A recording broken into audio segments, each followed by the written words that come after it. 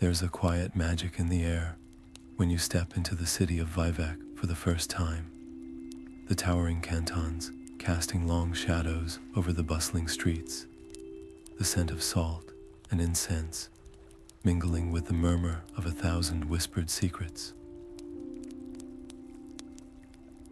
It's a place where history isn't just written in books, it's etched into the very stones, waiting for those brave enough to uncover it. And tonight, we're stepping into the shoes of one such seeker, a young Dunmer scholar named Dres, whose journey will pull us deep into the tangled web of Morrowind's great houses and the fragile alliances that hold them together.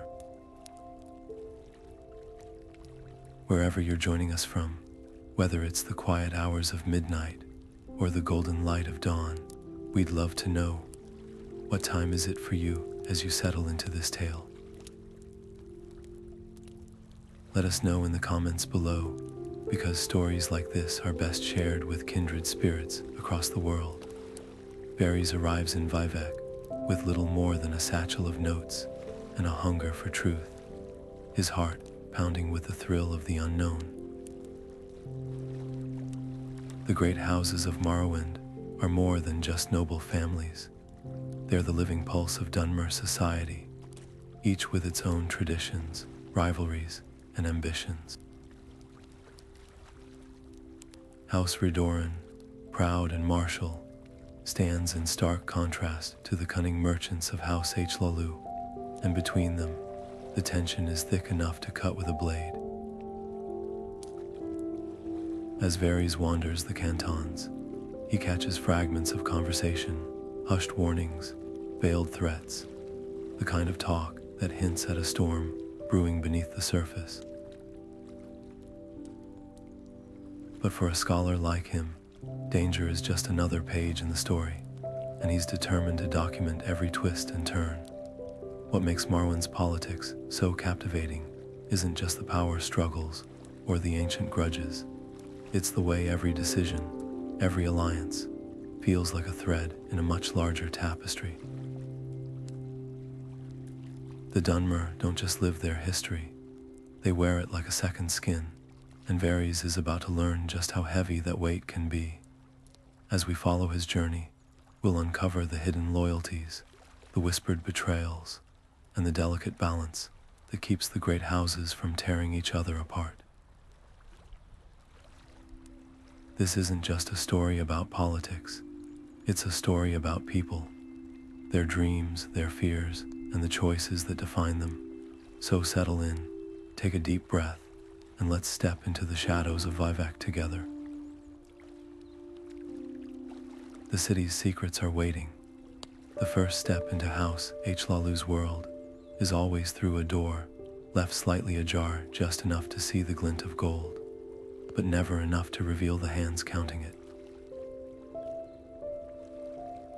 Dres knows this as he stands before the austere office of a mid-ranking Hlaalu trade overseer, his fingers tightening around the leather-bound journal he hopes will buy him credibility. A chronicler, he insists when the overseer's scrutinizing gaze lingers too long on his threadbare robes, here to document the greatness of House Hlaalu's enterprises.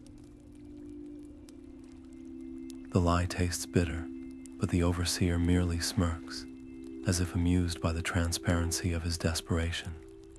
Observe today's negotiations with the Cyrodiilic envoys. The official concedes, but speak only if your words are worth more than the silence you'll break. The chamber is thick with the scent of ink and imported spices, the air humming with the low murmur of guilders and envoys, exchanging pleasantries like blades testing their edges.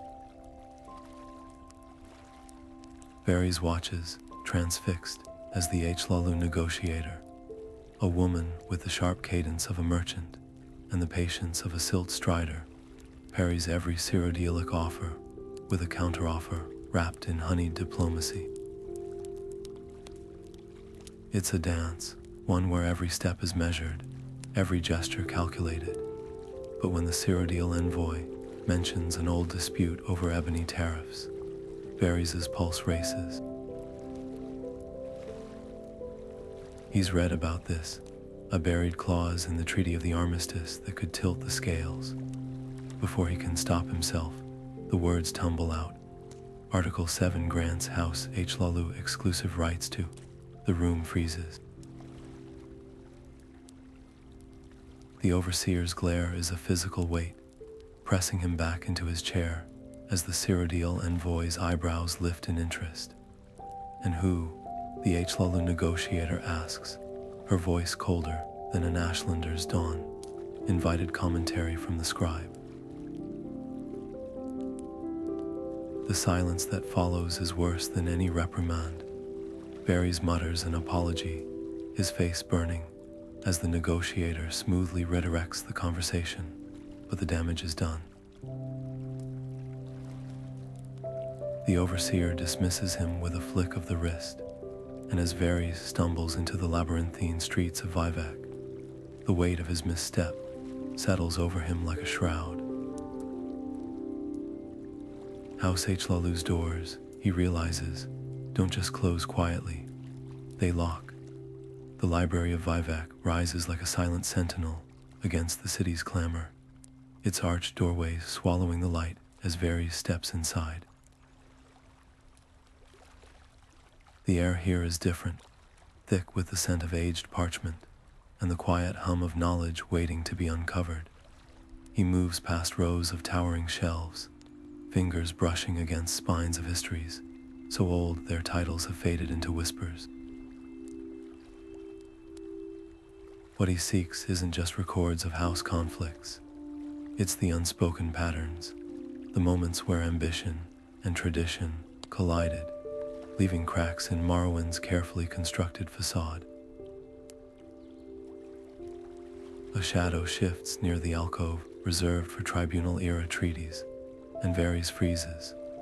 The woman who steps into the lamplight is unmistakably Telvanni, her robes embroidered with fungal motifs, her eyes sharp with the kind of intelligence that feels less like curiosity and more like dissection. "You're searching for something," she says, her voice low, as if the books themselves might eavesdrop. "But are you prepared to see what the pages won't write?" Eldri, as she introduces herself, doesn't offer answers. Instead, she traces a finger along a map of Vivardin, fell, her nail pausing over the ashen wastes where the great house's borders blur. Redoran's honor, Hlaalu's greed, even the Telvanni's eccentricities, she murmurs, all just puppets dancing to older tunes. The real players prefer to keep their hands clean.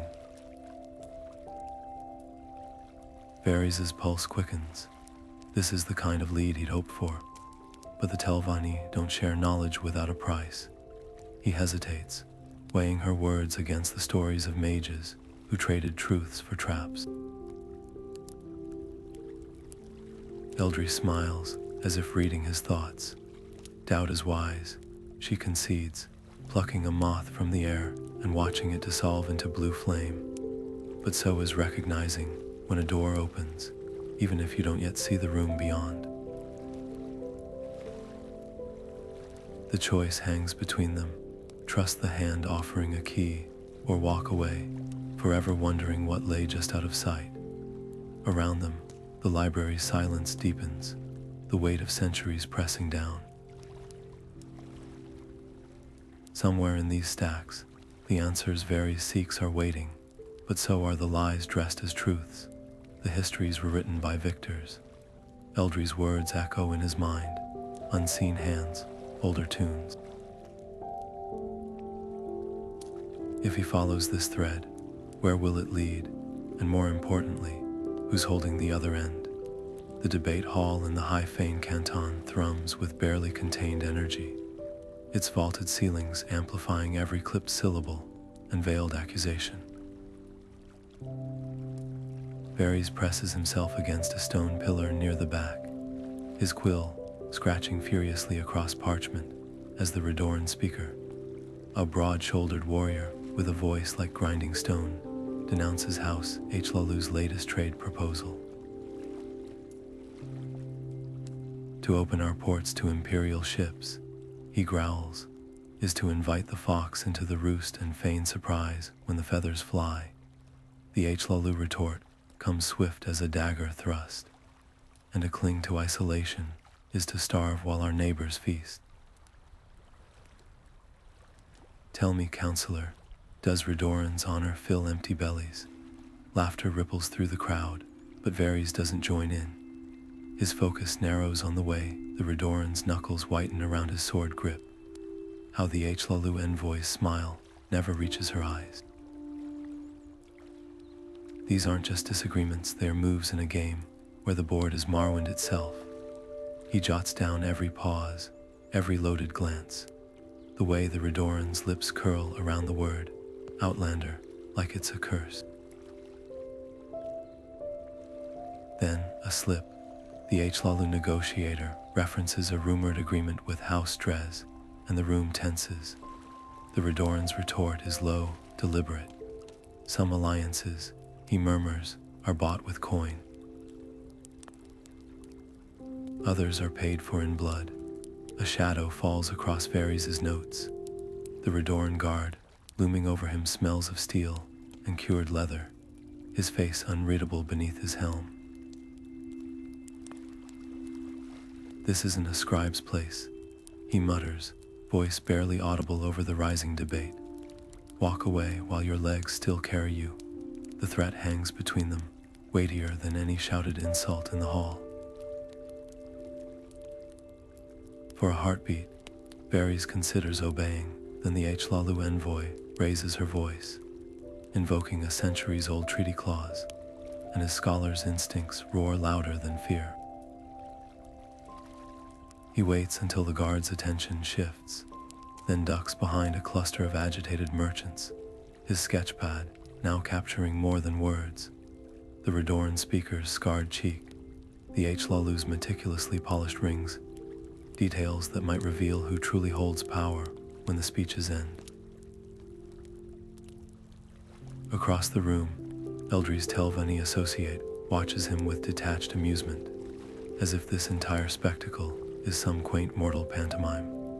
Varys' fingers fly, etching lines of ink that feel less like observations and more like pieces of a puzzle no one's dared assemble. Because if Redoran and Hlaalu's feud is the flame, what, or who, is fanning it? The debate dissolves into formalities, but the air remains charged, the unsaid things thickening like storm clouds. As the crowd disperses, Varys lingers, tracing the grooves his quill left in the parchment. Tonight's words will fill pages, but the truth, that's written in the spaces between. The lanterns along the waterfront gutter in the evening wind, as Varys paces the dim alley behind the foreign quarters cloth market, his breath shallow. He should be transcribing today's notes, should be cross-referencing treaty dates, but all he can hear is the Redoran guard's warning ringing in his skull. The crunch of gravel underfoot makes him whirl, his hand flying to the dagger he doesn't carry. Eldri steps into the flickering light, her Telvanni robes swallowing the shadows. "You've been busy," she murmurs, holding up a scrap of parchment, his own sketch of the Redoran speaker's scars, down to the way they pull taut when he lies. Varys' stomach plummets. How long has she been watching him? House Dres and Indoril meet tonight, she continues, as casually as discussing the weather. Not in some stuffy council chamber, but where the silt striders don't run and the ordinators don't patrol. A scholar of your dedication might find it enlightening. The offer hangs between them, heavy as an executioner's axe. House Dres, with their plantations and whispered slaver ties, and House Indoril, the tribunals devout, what could they possibly negotiate in shadows? Varys' fingers twitch toward his journal, ink stained and crammed with half-formed theories. This is the kind of truth that rewrites histories, but the stories of what happens to outsiders who stumble onto great house secrets aren't told in libraries. They're hissed in tavern corners between cups of Flynn. Eldri studies his hesitation, then plucks a glowing spore from her sleeve, its blue light painting her smirk. Fear is the mind's first wisdom, she muses, rolling the spore between her fingers. But tell me, when your grandchildren beg for stories of Morrowind's unraveling, will you recite dusty scrolls, or will you describe the moment the thread snapped? The spore extinguishes with a hiss, plunging them into near darkness. Somewhere in the city, a bell tolls. Varys thinks of his mother's voice, warning him that curiosity drowned the cliff racer. But then he remembers the Hlaalu overseer's dismissive flick of the wrist, the Redoran's venomous outlander. To them, he'll always be a nuisance, scribbling at the edges of power, unless he steps into the dark where the real game is played. Eldry's already turning away when he grabs her sleeve, where, he whispers, the word tastes like ash. Her laughter is softer than the rustle of moth wings against parchment. Follow the lanterns with no flame, she says, vanishing around the corner, and burn your notes before you go. The alley seems to constrict around him. Somewhere ahead, a meeting is unfolding that could shatter alliances, shift borders, and he's about to walk into it, armed with nothing but a stolen seal and the desperate hope that his ink-stained hands won't be the next to vanish without a trace. The servant's robes itch against Varys' skin, the rough-spun fabric smelling of lye and sweat, as he balances a tray of bitter black guar ale. The Dres compound sprawls before him, all low arches and shadowed corners, the air thick with the cloying sweetness of saltress wine and something sharper paranoia.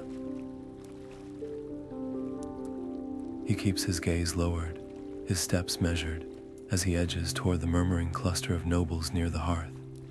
House Indoril's envoy, a gaunt figure in moth silk robes, is tracing something on the table. A map, perhaps, or a ledger of debts. Then the words slice through the haze of crackling firelight. Redoran's outposts in the Deshan Plains are undermanned since the Blight raids. The Dres speaker, a woman with fingers ringed in bone, leans forward. A few accidents along the trade routes, and their vaunted honor will crumble under the weight of hungry mouths. Laughter slithers through the group, but Varys' blood turns to ice. This isn't just rivalry, it's sabotage. His free hand drifts to the charcoal stub, hidden in his sleeve, the other steadying the tray as he strains to catch every poisoned syllable. The charcoal whispers across the scrap of parchment, tucked against the tray's underside names, routes, a sketch of the map's edge. His heartbeat thrums in his ears, louder than the clink of glasses. Too loud, the Dres noble with the bone rings pauses mid-sentence, her head tilting like a Nyx hound, catching a scent. Varys freezes, his breath trapped in his throat as her gaze slides toward him. Boy, she purrs, and the room falls silent. You serve like a man who listens more than he pours. The tray trembles in his hands. Someone snorts. Someone else reaches for a dagger. Later, he won't remember dropping the ale, won't recall the way the glass shattered like the fragile pretense of his disguise. He'll only see the parchment fluttering to the floor, his hurried scribbles glaringly obvious amid the wreckage. The shouts erupt as he bolts for the door, shoulders slamming into guards' half-drawn swords. The night air hits him like a slap, but the real blow is the realization crashing over him as he sprints through the labyrinthine alleys. He hasn't just uncovered a conspiracy. He's become part of it. Behind him, the Dres compound buzzes with alarm. Ahead, the city's twisting streets offer no refuge, only echoes. Somewhere in the darkness, a lantern flickers out.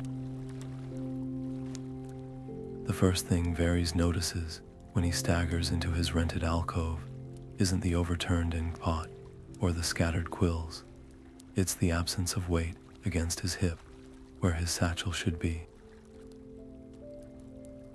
His fingers claw at empty air, then at the floorboards, as if the missing journal might materialize from the cracks. But the truth settles over him like a burial shroud. Someone's taken it.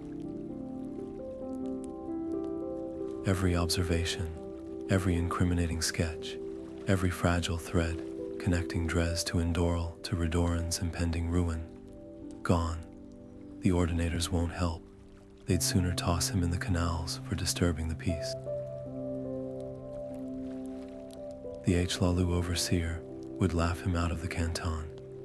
There's only one person left who might know the cost of stolen secrets, and the thought of facing Eldry now makes his throat tighten.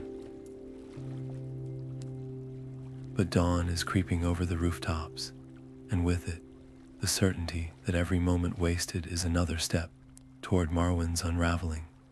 He finds her in the Telvanni Enclave's fungal garden, tending to a pulsating spore cluster that drips blue phosphorescence onto her gloves. She doesn't turn as he approaches. "You're alive," she remarks, as if commenting on the weather. Astonishing. The casual dismissal stings worse than any blade. Varys' voice cracks as he describes the missing journal, the Dres compound, the way the Indoril envoy's fingers had lingered over the maps, western passes details that could spark a war if they fell into the wrong hands. Eldri snaps a glowing tendril between her fingers. "And you thought the Telvanni would dirty our hands cleaning up your mess." Her laugh is brittle, devoid of its earlier mischief. "You were a useful distraction, little scribe. Now you're just a liability." The spore in her palm withers to ash, scattering on the wind like his crumbling hopes. The choice hangs before him, stark as a cliff's edge. Flee to Cyrodiil with nothing but the clothes on his back, or plunge deeper into the shadows where even the great houses fear to tread. Somewhere in the city, a bell tolls not the measured chime of the temple, but the ragged clang of a warning. Varys clenches his fists, ink-stained and shaking. He's spent his life recording history. Now he'll have to change it. The name comes to him in a whisper, dredged from half-remembered tavern tales. Helseth's Hustle, a gambling den in the underworks where outcasts trade more than coin. If the stories are true, it's the last place anyone would look for a scholar, and the first place to find someone who thrives on chaos. The path ahead reeks of desperation and folly, but as Eldry's silhouette dissolves into the garden's eerie glow, Varys realizes the most dangerous truth of all. The only thing worse than walking into the dark is doing it alone. The stench of stale sujoma and unwashed armor hits Varys like a wall as he ducks into Helseth's Hustle, the gambling den's dim glow painting the crowd in shades of desperation. In the far corner, where the lantern light barely reaches, a figure hunches over a carven bone, Ravam Drelas, once a Redoran captain, now a specter nursing a grudge thicker than the ash storms of the Ashlands.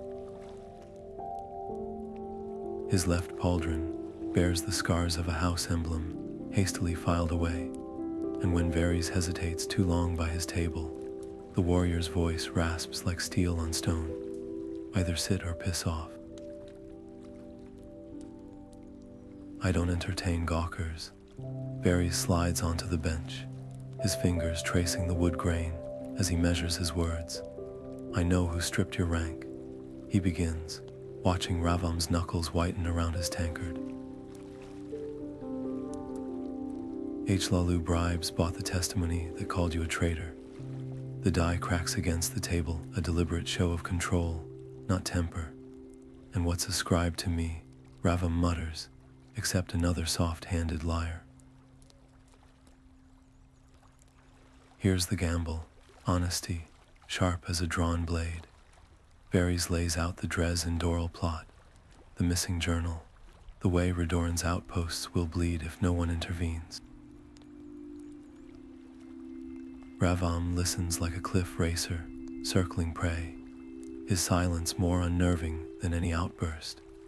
When Varys finishes, the warrior leans close enough for the reek of rust and rot to choke him.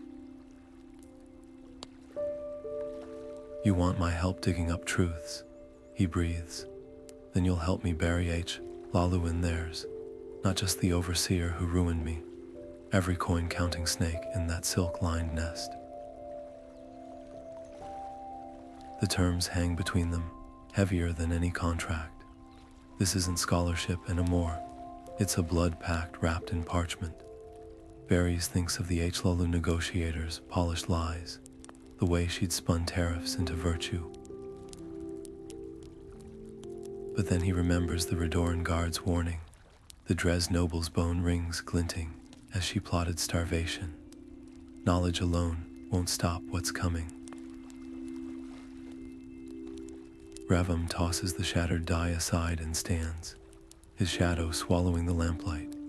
First lesson, scribe, he growls, pressing a rusted key into Varys' palm. Honor's a fine shield, till you learn corruption fights dirtier.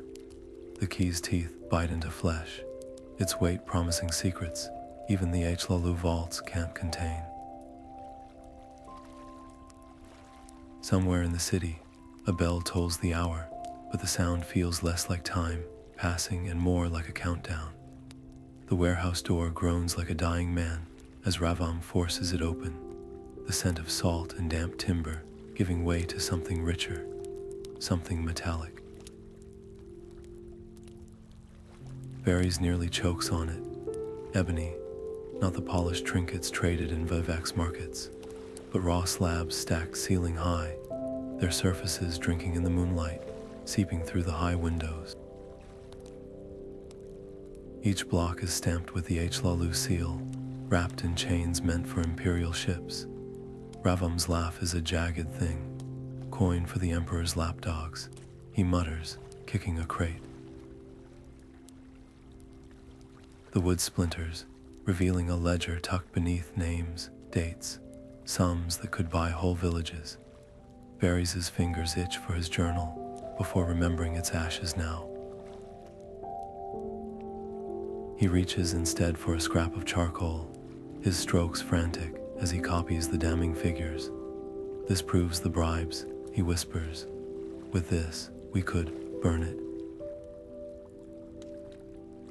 Ravam's voice is flat, final. He's already tearing down a lantern, oil sloshing at his feet. Let the Hlaalu explain why their precious cargo smells of smoke instead of gold. The charcoal snaps in Varys' grip. Evidence like this could force the Empire to withdraw support.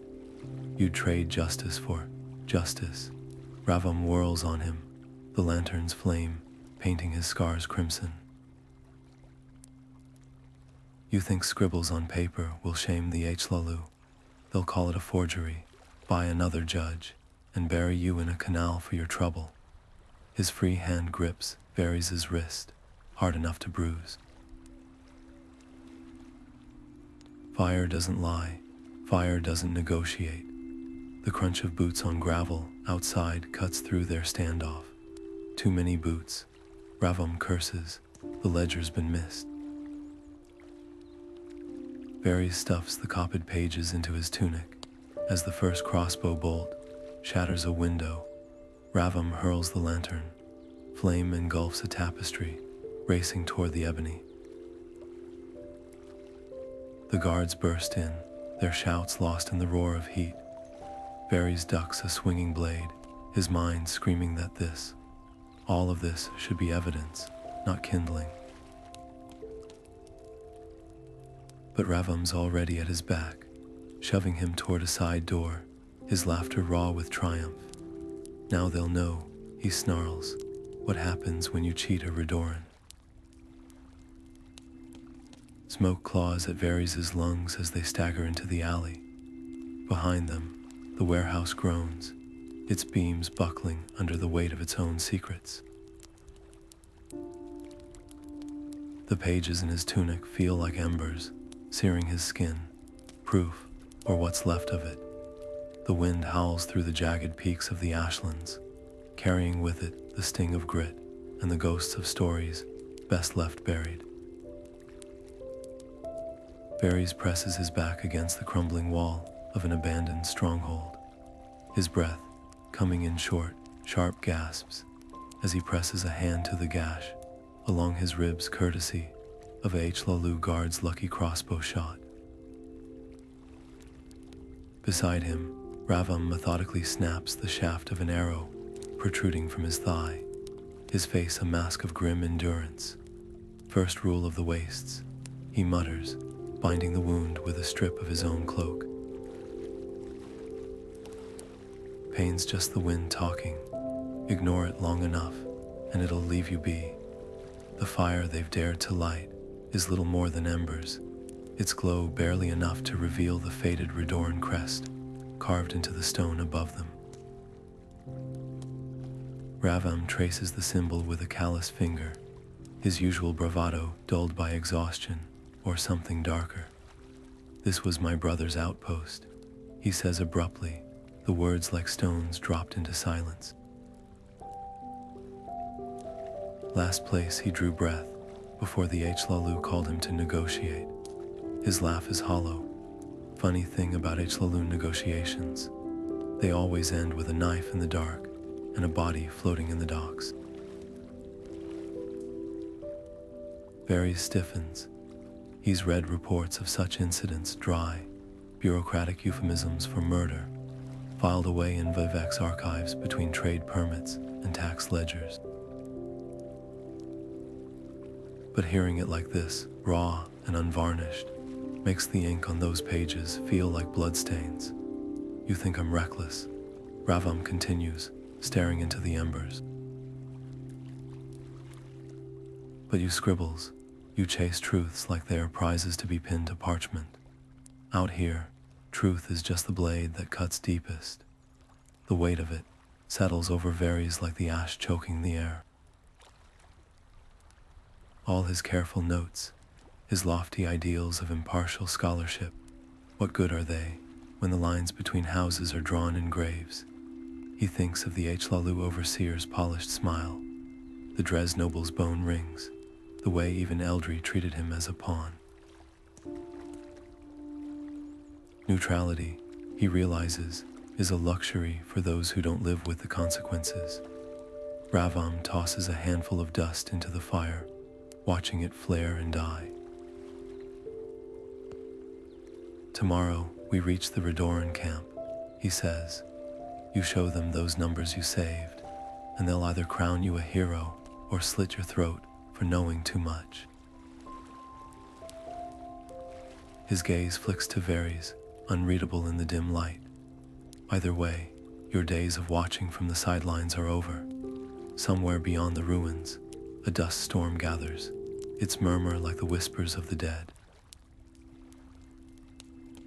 Varys closes his eyes, but the faces won't leave him the Hlaalu envoy's smirk, the Indoril's gaunt intensity, Ravam's brother, whose name he'll never know. The politics of Morrowind aren't played in council chambers. They are carved into flesh, etched into the land itself, and for the first time, he understands the cost of picking up the knife. The dunes shift underfoot like a living thing, swallowing Varys' boots with each step as he and Ravam stagger toward the cluster of yurts, barely visible through the ash-laden wind. The Ashlanders don't announce their presence. They simply emerge, wraith-like, from the swirling gray, their faces half hidden behind scarves woven with patterns older than Vivec's cantons.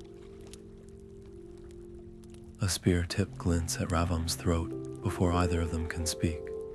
Redoran reeks from you, spits the tallest hunter, his voice rough as pumice, and you, his gaze flicks to Varys' ink-stained fingers.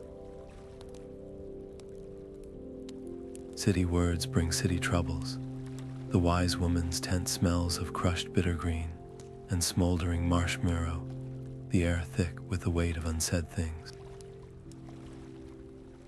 She doesn't look up from her bone chimes as they enter, her fingers teasing out a discordant melody that sets Varys' teeth on edge. The houses think they own the land, she murmurs at last, lifting a chime carved with a serpent's fangs. But the land remembers who walks lightly upon it. Her eyes, sharp as glass in the firelight, lock onto Varys' satchel. Show me what you carry, Outlander. Not the steel, the other poison. The pages are brittle in his hands, their edges frayed from flight and fear. As the wise woman reads, her lips moving silently over the numbers, the names, the damning connections between Dres and Indoril, the tent seems to grow smaller, the walls pressing in. Ravam shifts uneasily. This is not the audience he bargained for. You scribble like a child poking sticks into a cliff racer's nest, the woman says at last, tossing the papers into the fire. For a heartbeat, Varys lurches forward, then freezes as the flames lick the ink into smoke. She laughs, low and knowing. Fool, did you think truth could be caged in symbols?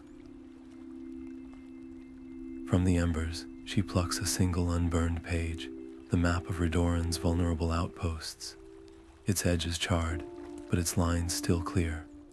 Words are weapons, she says, pressing it back into his palm.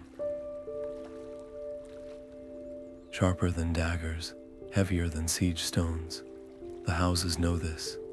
Why do you think they bury their lies in parchment and seal them with wax? Outside, the wind howls through the yurts, carrying with it the distant echo of a war drum. Or maybe it's just the blood pounding in Varys' ears. Ravam's hand is on his hilt, his patience fraying. We came for shelter, not riddles. The wise woman's smile is a blade in the dark. Shelter, you have, but the scribe came for something else. Her fingers trace the air above the fire, weaving shadows into shapes that twist like treaties being signed and shattered. You want to stop a war, then stop writing like a clerk and start speaking like a storm. Dawn finds Varys at the yurt's threshold, watching the ash fall like silent accusations. The map burns against his chest, its lines seared into his skin. Somewhere to the west, Redoran's outposts wait, oblivious. Somewhere to the east, the Hlaalu count their stolen ebony and laugh. And here, in the wastes between, a choice. Wield the words or be crushed beneath them. The wise woman's voice lingers like a scar. The land remembers. The Ashlanders won't stop them from leaving, but as Varys steps into the wind, he knows some paths, once walked, cannot be untrodden. The first thing Varys notices upon slipping through Vivec's gates isn't the Ordinator's heightened patrols or the way merchants hastily shutter their stalls. It's the words. His words, scrawled across every bulletin board, from the foreign quarter to the temple district. The stolen pages of his journal have been copied 100 times over, their careful observations now screaming from broadsheets, stamped with the Telvanni seal. House Dres conspires with Indoril to starve Redoran. One declares, beneath a crude woodcut of Dres nobles, feasting while Redoran children beg for scraps. Another bears his meticulous sketch of the Indoril envoy's map, now circled in red with the caption, "Here they plan to strike." The air tastes of smoke and spilled sujama as Varys pushes through the murmuring crowds, his stomach twisting. He'd imagined returning with proof, with a measured account that might force the houses to confront their corruption. Not this, not broadsides reducing complex betrayals to blood-soaked slogans. Not the way a Redoran militiaman spits at a passing Dres caravan, his hand resting on his sword. This isn't truth, it's kindling. A familiar laugh cuts through the chaos. Eldry leans against a canton-side pillar, her Telvanni robes replaced by a merchant's nondescript tunic, her fingers idly turning a copper coin. "You look like a man who's just realized he's been praying to a false god," she murmurs as Varys grabs her arm. The coin vanishes up her sleeve. "Your notes were gathering dust." "I merely edited them for public consumption." Varys' grip tightens. "You turn testimony into a call for war." "War." Eldry plucks a broadsheet from a passerby's hand, her nail tapping the headline. This is theater. The Dres have been skimming ebony from the Empire. For years now Redoran has an excuse to seize their minds. Hlaalu can posture as peacemakers, and Indoril. They'll clutch their temple relics and wail about blasphemy, while the real players divide the spoils. She leans in, her breath warm against his ear.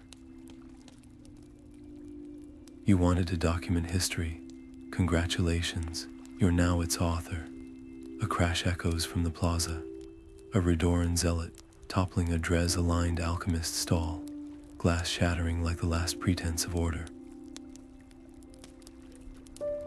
The ordinators move in, their faces unreadable behind their masks. Varys watches as the alchemist scrambles for her scattered ingredients, her hands trembling.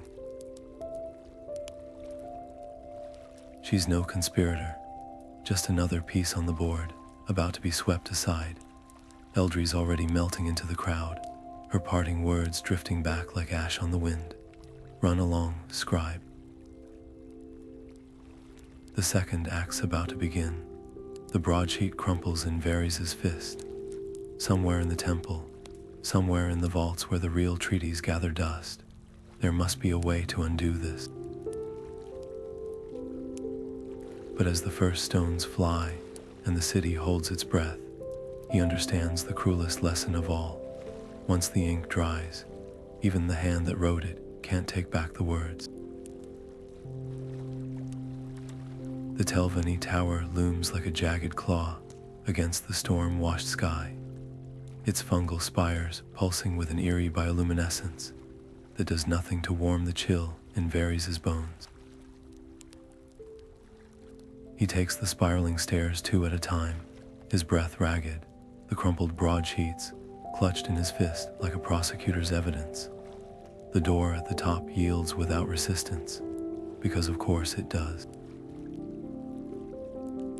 Eldry sits cross-legged on a floating disc of chitin, idly stirring a goblet of something that smells like lightning and spoiled milk. "Ah," she says, without looking up.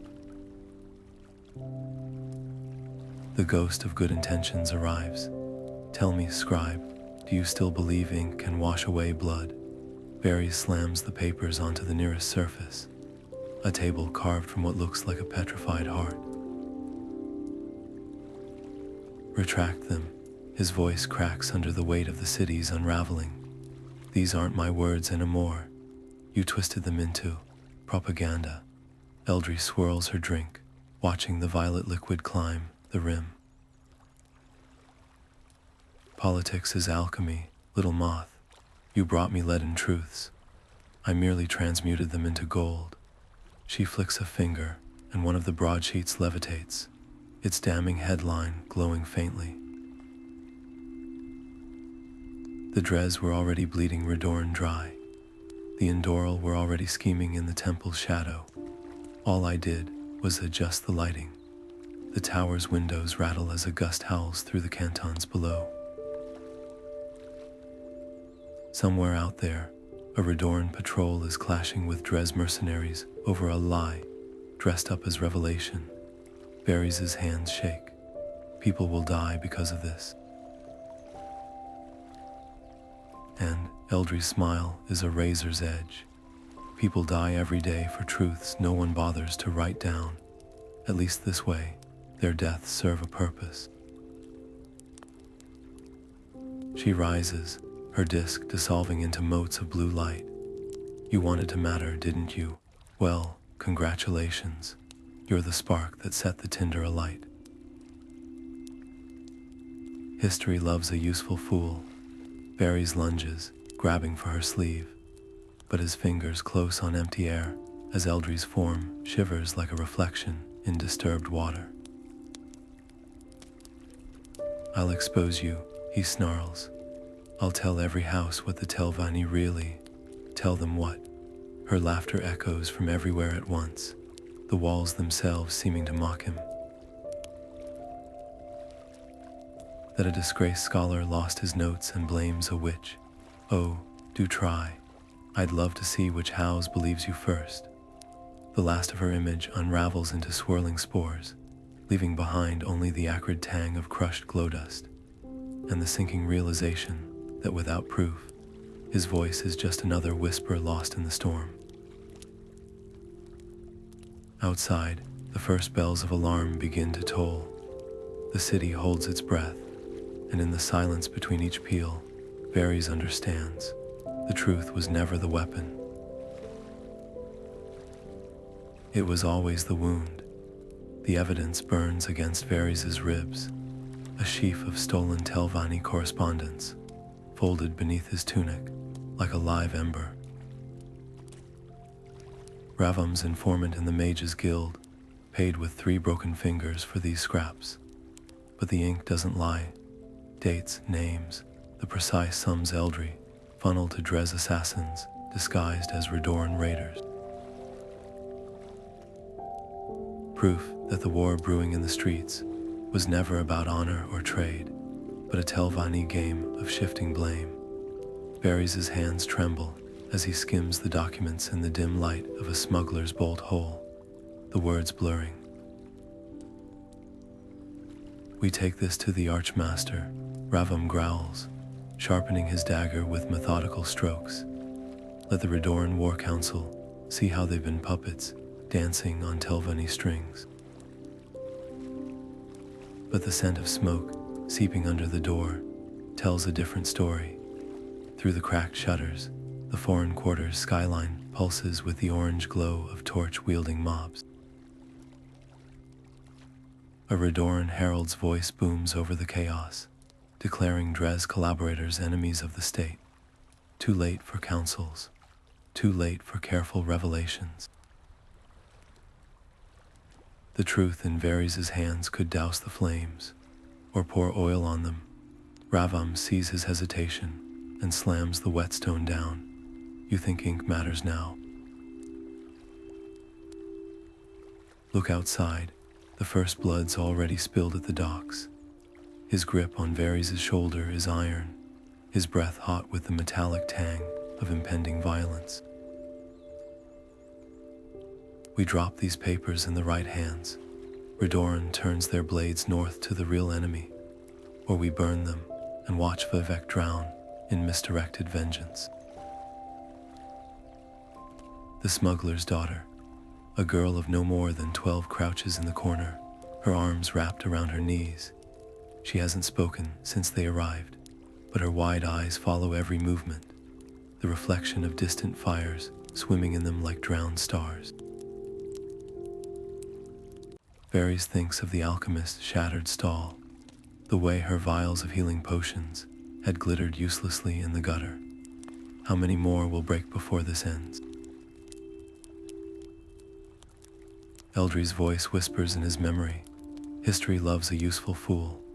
The truth, unvarnished, might fracture Redoran's unity when they need it most.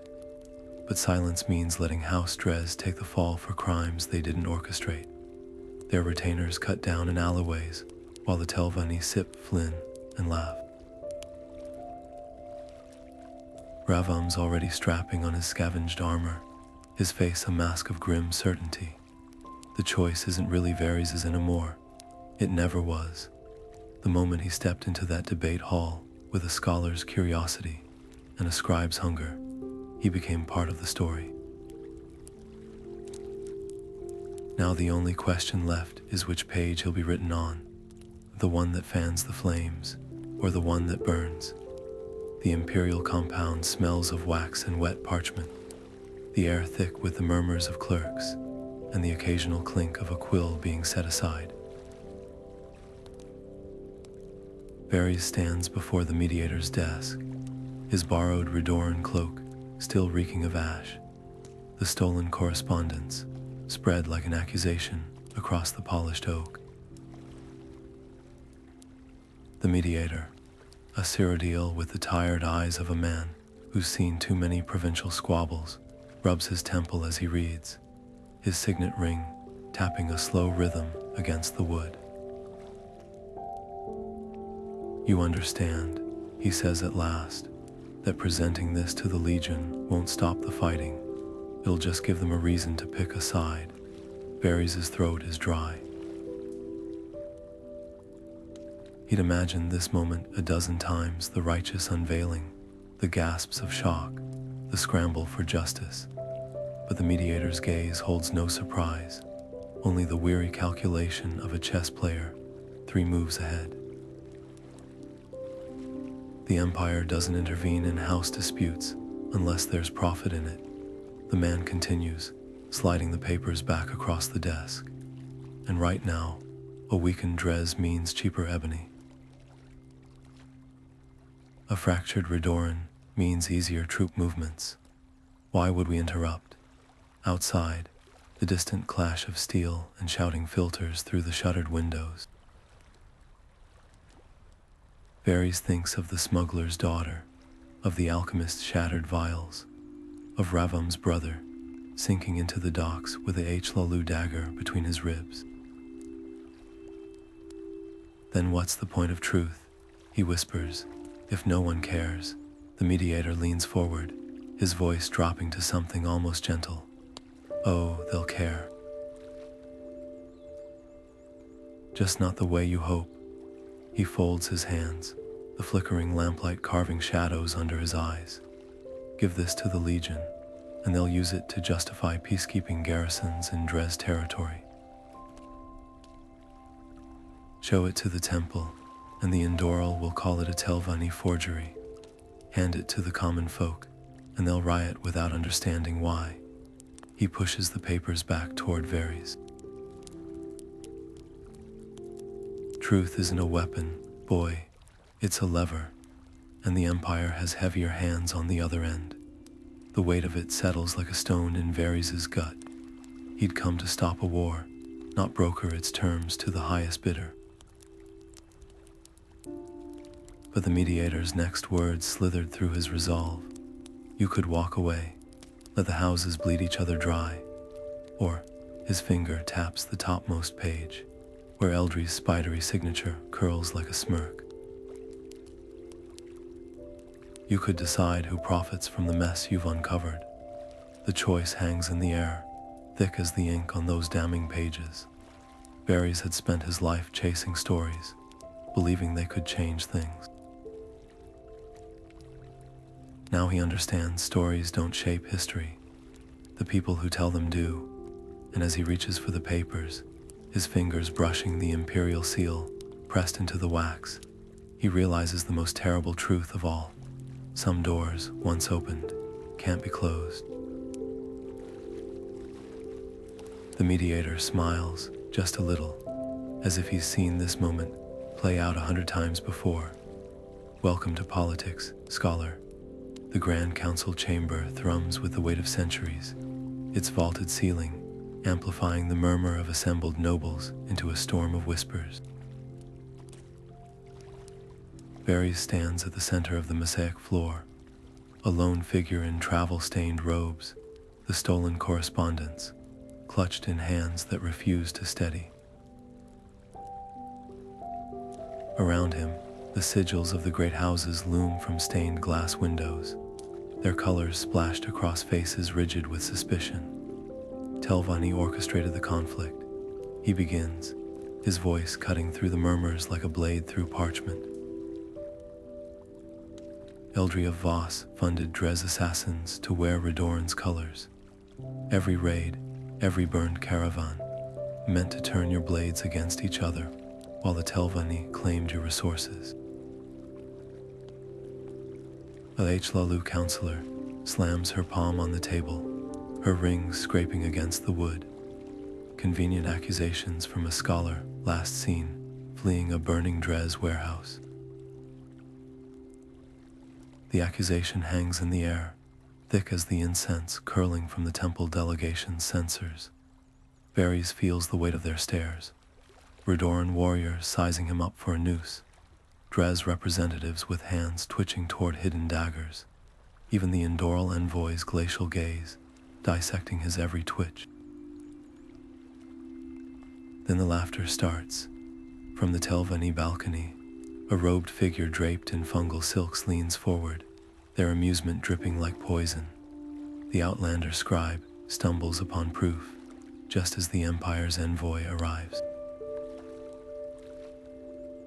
The mage's fingers weave through the air, conjuring a flickering illusion of Varys handing documents to the mediator from the previous night. How very timely. The image dissolves, but the damage is done. Doubt slithers through the chamber, like a serpent through grass. Varys' pulse hammers in his throat. He knew they'd twist this. He didn't anticipate how easily the truth could be made to look like another layer of deception. The Redoran warlord who'd escorted him here now shifts uncomfortably, his scarred face darkening. You swore these papers came from a mage's guild informant, he growls. Yet the guildmaster sits there, shaking his head. Chaos erupts. A Dres noble hurls a goblet at the Telvanni balcony. A Redoran captain overturns a bench shouting about false flags. Through the din, Varys locks eyes with Eldri herself, perched in the shadows of the Indoril gallery, her smirk visible only to him. She mouths two words, clever moth. The counselor's gavel cracks like bone, but no one listens. In this moment, Varys understands the cruel genius of Eldri's game. The truth wasn't buried to hide it. It was left where he'd find it, knowing he'd deliver it wrapped in his own desperation, making it just another weapon in the arsenal of lies. The parchment in his hands feels suddenly fragile, its damning ink meaningless against the tide of predetermined outrage. Some battles aren't fought with facts. They are fought in the spaces between what's said and what's believed. And as the first dagger clatters to the floor, thrown in challenge, he realizes the only thing worse than being ignored is being heard too late. The mediator's voice cuts through the cacophony like a dull blade through sinew not clean, but effective. By order of the Imperial Charter, all houses will cease hostilities pending investigation. The words hang in the air, heavy with the unspoken understanding that this isn't peace, just a pause. Varys watches the Redoran warlord's jaw clench. The Dres envoy's fingers twitch toward a hidden blade. The Telvanni representative's slow blink of amusement.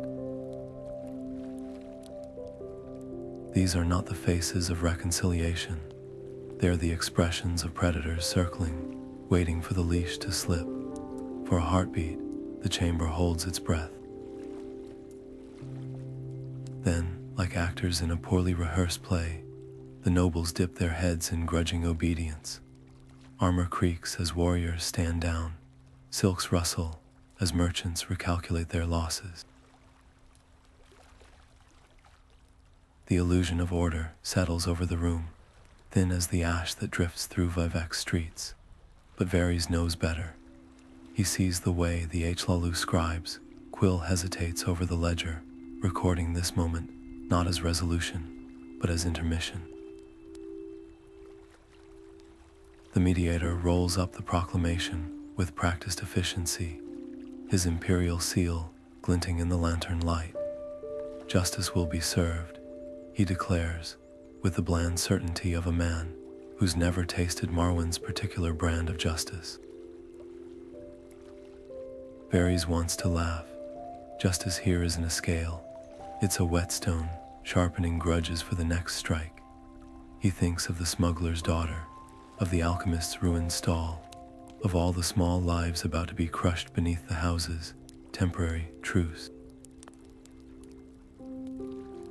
A hand grips his shoulder, Ravam, smelling of sweat and steel. We bought time, the warrior mutters. Not enough. His gaze flicks to the Redoran banners, where young soldiers clutch spears with white-knuckled fury. They've been ready to die for a lie. What happens when they realize the truth changes nothing? Across the chamber, Eldri catches Varys' eye. She doesn't smirk this time. Just tilts her head, as if to say, now you see, the game was never about who drew first blood. It was about who could make the bleeding last. The crowd begins to disperse, alliances reforming in hushed whispers. Somewhere beyond these walls, the ash storms still rage, the silt striders still trudge, the miners still chip away at ebony veins, all oblivious to the fragile spell of order cast over their betters. Varys steps into the antechamber, where the air smells of wax and worn stone. The mediator's words echo in his skull. Justice will be served. But in Morrowind, justice is just another word for the quiet before the storm.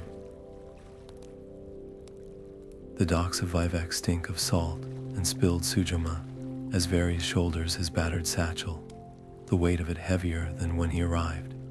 Not from the few remaining books inside, those had been traded for passage, but from the knowledge that no parchment could ever capture the full truth of Morrowind's politics. The last time he'd stood here, he'd believed history was written in council chambers and sealed treaties. Now he sees it in the calloused hands of the dockworker hauling crates, marked with Hlaalu seals, in the hunched shoulders of the Ashlander woman selling bittergreen to sailors, in the way the ordinator's boots avoid the puddles where refugees from the fighting sleep.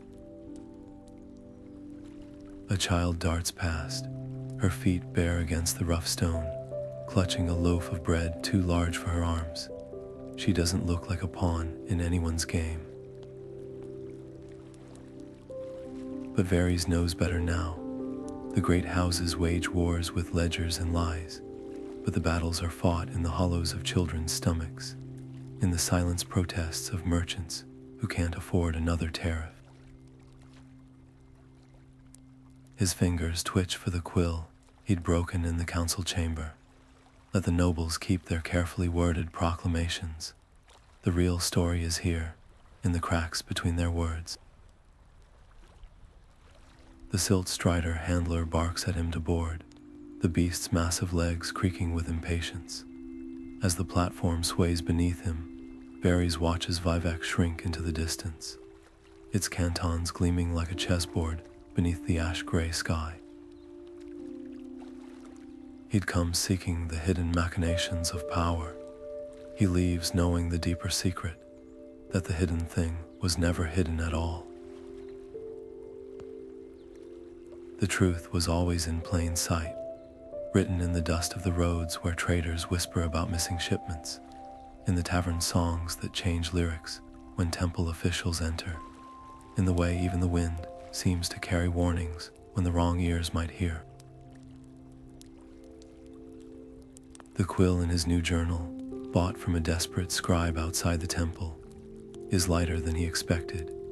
It won't record the official history, but perhaps, if he presses hard enough, it might carve out space for the voices drowned beneath the roar of house banners. The strider lurches forward, and Varys doesn't look back. Somewhere ahead, A miner's daughter hums a lullaby about stolen ebony. A Redoran guard sharpens his blade and wonders who he's really defending. A Telvanni apprentice burns a letter she was never meant to read. Their stories won't end the wars, but they'll remember the wars ended them, and that, Varys thinks as the first raindrops kiss his ink-stained fingers, might be the only truth worth writing.